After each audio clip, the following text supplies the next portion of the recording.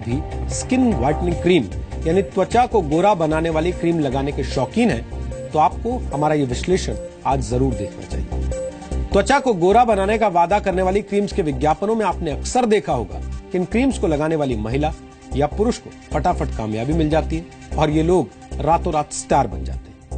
अगर आप भी इस तरह के विज्ञापनों से प्रभावित हैं तो हम आपको बता दें कि प्रोडक्ट्स आपके शरीर को गोरा बनाने के बजाय आपको जीवन भर के लिए रोगी बना सकते हैं। Delhi institute of pharmaceutical sciences and research ने बाजार में बिकने वाले 11 बड़े ब्रांड्स की क्रीम्स की जांच की। जांच में पाया गया कि सभी कंपनियां अपनी क्रीम में मरकरी यानी पारे का इस्तेमाल कर रही हैं। जिन प्रोडक्ट्स की जांच की गई उनमें तमाम मशहूर ब्रांड्स शामिल हैं। अगर आप इन ब्रांड्स की क्रीम का इस्तेमाल करते हैं तो Delhi institute of pharmaceutical research के मुताबिक आपको कई तरह की बीमारियां हो सकती हैं, क्योंकि मरकरी एक तरह का न्यूरोटॉक्सिन है जो किडनी, लिवर और गर्भ में पल रहे बच्चे को नुकसान पहुंचाता है। रिसर्च में पाया गया कि मरकरी यानी पारा शरीर में जाने पर कैंसर की वजह भी बन सकता है। WHO के मुताबिक क्रीम और साबुनों में पाया जाने वाला मरकरी यानी पारा त्वचा से जुड़ी बीमारियां देने के साथ साथ डिप्रेशन, घबराहट और पेरिफेरल न्यूरोपैथी जैसी बीमारियों का कारण बन सकता है। WHO के मुताबिक चीन में 40% महिलाएं और भारत में 61% लोग त्वचा को गोरा बनाने वाली क्रीमों का इस्तेमाल करते हैं। साबुनों, क्रीम और कॉस्मेटिक प्रोडक्ट्स में पाया जाने वाला पारा अक्सर पानी में मिल जाता है और यह पर्यावरण को नुकसान भी पहुंचाता है। यानी गोरापन पाने की आपकी चाहत आपके आसपास के पर्यावरण को काला कर देती है। आपको बता दें कि भारत में कॉस्मेटिक प्रोडक्ट्स में मरकरी के इस्तेमाल की इजाजत नहीं है। फिर भी क्रीम बनाने वाली कंपनियों के प्रोडक्ट्स में काफी मात्रा में पारा पाया गया। हमने इन सभी कंपनियों से जवाब जानने की कोशिश की, लेकिन हमें अभी तक किसी कंपनी की तरफ से इस बारे में कोई प्रतिक्रिया नहीं मिल पाई। जब ये कंपनियां अपना पक्ष रखेंगी तब हम आपको उनका पक्ष भी दिखाएंगे और उन सारे प्रोडक्ट्स बनाने वाली कंपनियों के नाम भी आपके सामने रखेंगे। भारत में फेयरनेस क्रीम्स का कारोबार करीब 3000 करोड़ रुपए का। भारत में फेयरनेस क्रीम के कारोबार की शुरुआत 1975 से हुई थी, लेकिन गोरा रंग पाने की चाहत भारतीयों के दिलों में अंग्रेजों के जमाने से। अंग्रेजों को आम बोलचाल की भाषा में गोरे भी कहा जाता और उन्होंने भारत पर करीब 200 साल तक राज किया। अंग्रेजों से पहले भारत में मुगलों का शासन रहा। मुगलों का रंग भी भारतीयों के मुकाबले गोरा था। इसके बाद भारत में जाति व्यवस्था ने भी काले गोरे के भेद को काफी हद तक बढ़ाया। कुछ पिछड़ी जातियों के लोग और गरीबी में जीवन जीने वाले सदियों से कड़ी धूप में कड़ी मेहनत करते आए हैं, जिसकी वजह से उनकी त्वचा का रंग औरों के मुकाबले गहरा हो जाता है। इसीलिए भारत में गोरे रंग को ऊंची जाति और ताकतवर लोगों से जोड़ने की प्रथा भी शुरू हो गई और नतीजा ये रहा कि अब भारतीय लोग गोरापन पाने के लिए किसी भी तरह का उपाय अपनाने से नहीं चूकते। भारत में शादियों के विज्ञापन में भी अक्सर फेयर और वेरी फेयर जैसे शब्दों का इस्तेमाल किया जाता है। यानी भारत में रहने वाले ज्यादातर लोग अपने लिए गोरा जीवन साथी चुनना ही पसंद करते हैं। भारतीय फिल्मों में तमाम हीरो और हीरोइंस गोरेपन के ब्रांड एम्बेसडर के रूप में दिखाई देते हैं। यानी भारत में गोरापन पाने की चाह हर जगह देखी जा सकती है।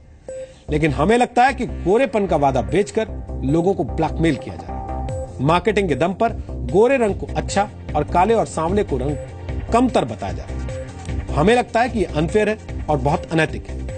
त्वचा के रंग से किसी इंसान के बारे में राय बनाना अपने आप में एक दूषित विचारधारा है और इस विचारधारा को मिटाने के लिए एक डीएनए टेस्ट करना जरूरी है। हमारे इस विश्लेषण के दो पहलू हैं। एक आपकी सेहत से जुड़ा है और दूसरा आपकी सोच से जुड़ा है। हमने इन दोनों पहलुओं का विश्लेषण किया है।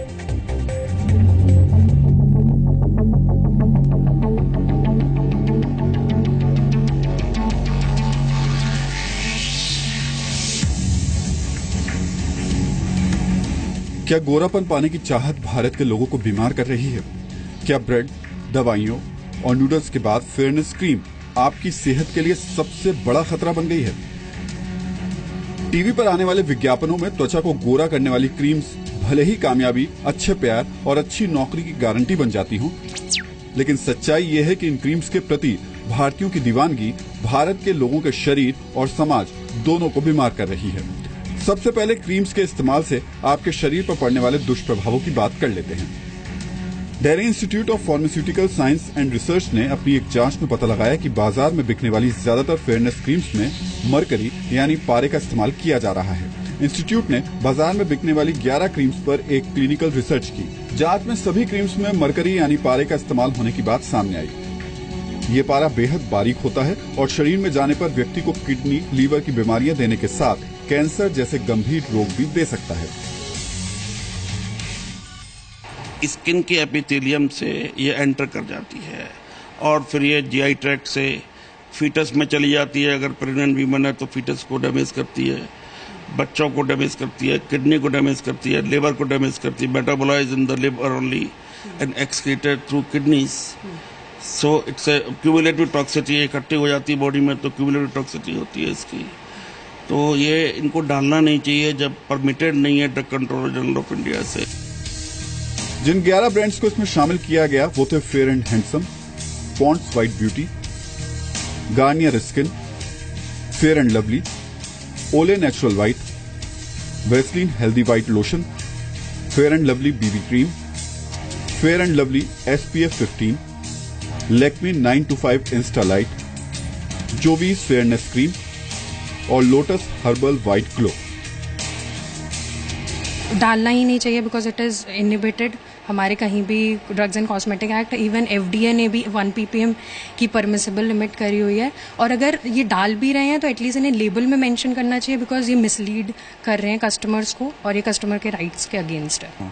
जो भी हमने क्रीम यूज़ की थी महिलाओं के लिए और जो यूज़ की थी पुरुषों के लिए जो हमने इस्तेमाल की थी क्रीम, उसमें ज़्यादा क्वांटिटी थी मरकरी की, क्योंकि मरकरी की स्किन जो पुरुषों की स्किन होती है वो थोड़ी हार्ड होती है, टफ होती है, तो उसको पेनिट्रेट करने के लिए मरकरी ज़्यादा डाली गई है।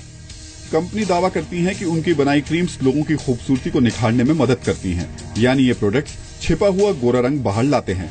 लेकिन सच ये है कि ऐसे प्रोडक्ट्स का इस्तेमाल उस सोच को बाहर लाने का मौका देता है जिसमें